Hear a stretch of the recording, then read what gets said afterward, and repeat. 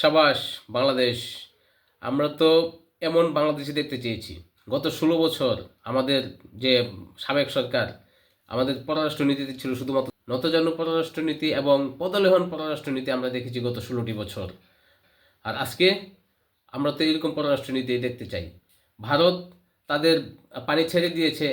আগের মন্ত্রী এমপিরা কি ব্যাখ্যা দিয়েছে? যে বন্যা আর উপকারিতার ব্যাখ্যা দিয়েছে। আর আজকে কি করেছে আমাদের বর্তমান উপদেষ্টারা?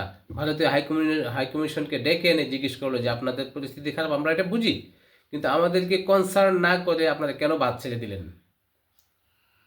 দীর্ঘ অনেক দিন পরে বাংলাদেশ এমন একটা কাজ করলো, যা একটা ভারতীয় হাইকমিশন তলব করে জিজ্ঞাসাবাদ করলো। পাশাপাশি এই জন্য আমি বর্তমান যে উপদেষ্টা মন্ডলী আছে, বর্তমান সরকারকে আমি সাধুবাদ জানাই, ধন্যবাদ জানাই। পাশাপাশি আমাদের বীরেরা একটা কাজ করেছে। কেমন বীর? আমাদের হ্যাকাররা একটা কাজ করেছে। এই হ্যাকাররা ভারতের একটা মিডিয়া বাংলাদেশের এই পরিস্থিতি নিয়ে, বাংলাদেশের বন্যা পরিস্থিতি নিয়ে একটু মজা করেছে।